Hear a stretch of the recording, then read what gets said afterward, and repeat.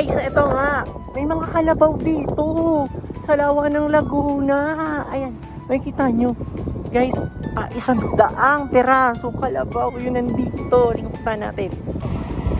Ayan mga kaayan, palapit sila sa akin. Nakakatakot pag lumapit ka. Ang dami nila. Oh my God. Saan kaya sila dadaan? Ayan sila oh. So mga kaayan, makikita nyo. Ayan, ang dami mga kalabaw. Palapit sa akin. Sa ngayon, excited ako na makita ko sila. Kasi parang pinastol yata sila dun sa kabilang resort. Ngayon, kung makikita nyo mga kaayan, dami nila, may mga maliliit. Papakita ko sa inyo, lapit ko yung camera. Ayan mga kaayan, ang cute nila. Oh my gosh, ayan ang dami nila oh. Ayan mga kaayan, napatigil sila dito. Ayun, makikita nyo oh. Ang cute naman kalabaw.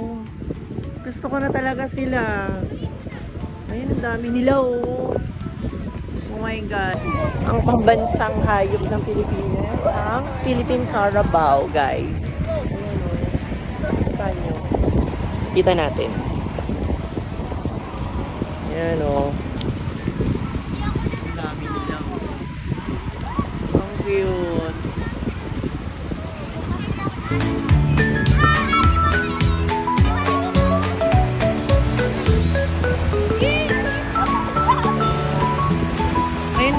Sobrang dami nila.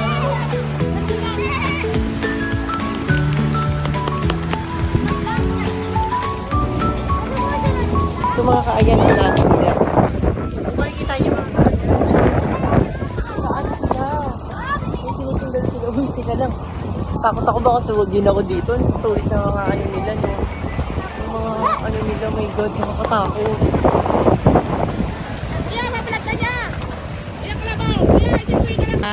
Sir, ma-interview ko lang po kayo. Ilan po ang mga 100 plus? So, thank you po. O mga kaayan, mga 100 piraso kalabaw po yung inaano nila, pinapastol nila. Oh. Makikita nyo, oh, dami nila talaga, sumusunod po talaga sila. Ayun lang po yung bahay nila. Oh, oh my God, ang ganda. Ang visa po. Uwi na sila sa kanilang tahanan, mga kaayan. Mga kaayan, yung ibang uwi, baboy natira sa gitna ng lawa. Guys, akala nyo lawa to. Hindi to lawa, ano to? Ay, akala nila dagat to, pero hindi po dagat talaga to. Lawa ho to ng Laguna. Napakalawak na lawa. Makikita nyo yung skyline ng Metro Manila. Yun yung Taguig, Pasig, yan. Tama yan na nakakarating ng Laguna. Ayan yung Talim Island.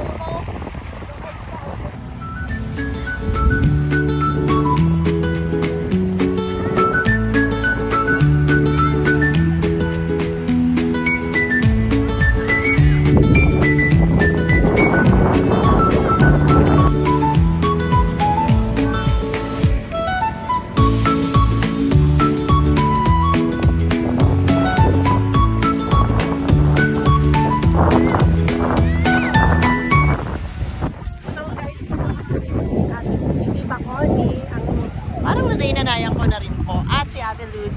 Ito po, dito po kami ngayon sa Barangay Marinig. Aplaya kung tawagin nila. Aplaya, kita ko yan ang tawag doon. Parang tabing dagat. Sige, babalik tayo dito. May bibigyan lang ako.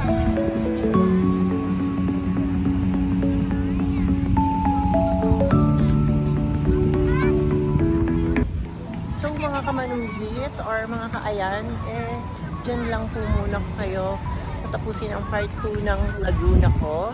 At maraming salamat sa panonood. And God bless and goodbye everyone.